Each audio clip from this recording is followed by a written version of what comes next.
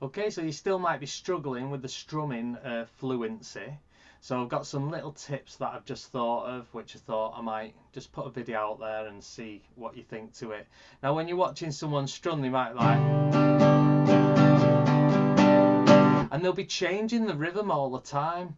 But the thing that won't be going through the head is down, down, up, up, down, down, up. Because the moment you think of the arrows, they're good to learn at first to sort of get you into the swing of it, but the most important thing to identify is the fact that this keeps going. And if you start to think of down, down, and then you think up, you're looking it up, and then you pause, you go down, down, up, down, down, up, down, and then that's where it starts to sound a bit higgledy-piggledy. So what you've got to do is just keep this hand going, and then you place the down and ups at appropriate times to create different rhythms. Now I've got this little exercise where you can switch off from looking at the ups and downs, just forget about them. What I want you to do is just place a simple, just a G chord. It doesn't really matter what the chord is, but just something full sounding. And I just want you to get the motion. We're going to do this in 16ths and eighths strumming. So this one's in eighths, which means there's in a 4/4 bar 1 and 2 and 3 and 4 and equals to 8 beats. And you got 4 downs, you got 4 ups, so that's eighths, that's 8 strumming. So 1 and 2 and 3 and 4 and. But I don't want you to count. I don't want you to think of arrows. I just want you to do this. And I want you to get into the habit of just placing your hands on the strings and then taking them off. So we're going to put them on for a tiny bit and take them off. So watch this. And take it off again. To keep the momentum going.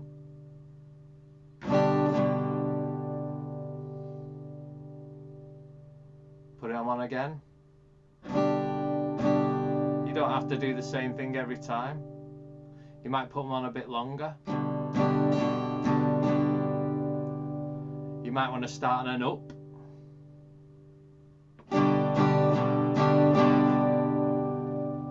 You're starting to come up with rhythms now without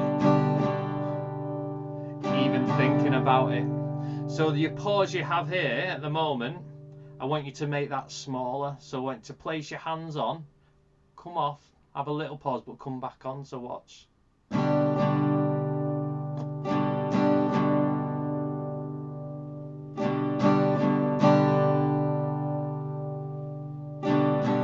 Now it doesn't matter the gap, it doesn't matter the where you up and where you down. The fact that your hand does this, it is going to be in time. It's going to be in time with whatever you do. I can do the same pattern and you probably wouldn't even know much of a difference if I changed the pattern. So I'll just go C to G. So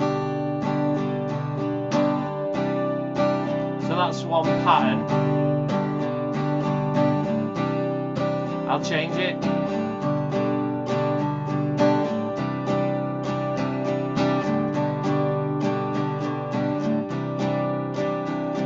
So you might be able to detect a sort of change in the pattern, but it still works with the chords and it'll still probably work with the same song. And all that's happening is I'm choosing different downs and ups to do, but I'm not choosing it really consciously. I'm just like bringing my hand off and on at different points.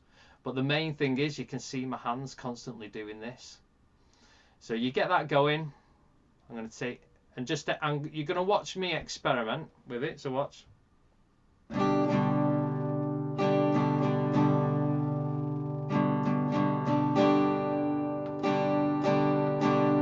Might do some ups for a bit.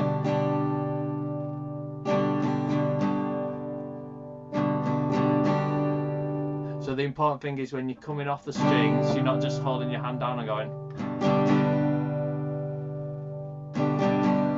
That is not this exercise. This exercise is about just keeping your hand going and your hand going on the strings and off the strings at regular times. So you're starting to create patterns without having to think too hard. You're not like thinking about down, up, up, down, down, down, up, up. You're just like that.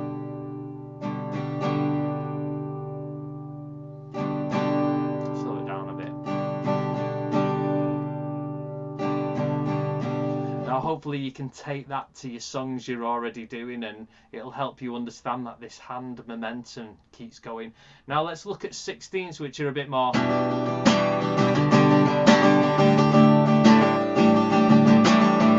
If you notice, it is quicker, but in actual fact the same thing's happening.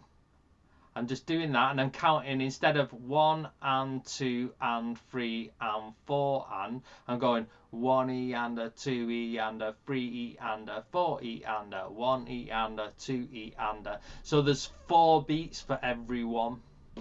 And so like your down's going to be a your and beat is going to be, instead of in the 8ths pattern where you go down up, so 1 and, because in the 16ths it's going to go 1E and, so your and's a downbeat in 16ths. So I've said all that, and it's good to understand it, but the whole point of this video is to switch off from that. So it's to understand that there's 4 motions, there's a down up for every one beat. That's your 16ths. And then you've got like 4 beats in a bar, which adds up to 16 beats. 1E and a 2E and a 3E and a 4E and a is 16 beats. Potentially 16 beats you can place on the strings at any point. So we're just going to get it going at a bit of a quicker speed. So 1E and a 2E and a 3E and a 4. So same about momentum. 8ths is that. 16ths that. It's still the same momentum. You could slow the 16th down to virtually be the 8ths. So so you got this, and I'm going to place my hand on and off. You might want to start with every single beat. Come off the strings.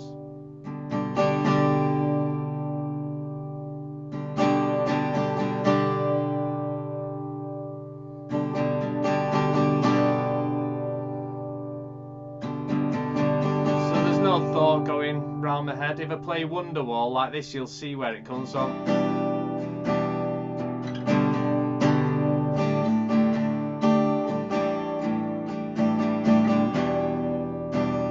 So you can see really it's just a case of that hand constantly going and coming off the strings and going back on them. I would say just practice that for a week, and then you can sort of switch off from what's the strumming pattern for this, because I get that so much in every single private lesson I do, or group lesson, whatever. I get, what's the strumming pattern for this? And it's sort of like, I go, well, this could be a strumming pattern. But if you watch them live, they'll be doing lots of different things. It's like you wouldn't learn a song and learn the strumming pattern to a T, what that artist is doing different every time. It'd be too mind-blowing to memorize that. So you're best just learning about momentum and putting your own patterns together.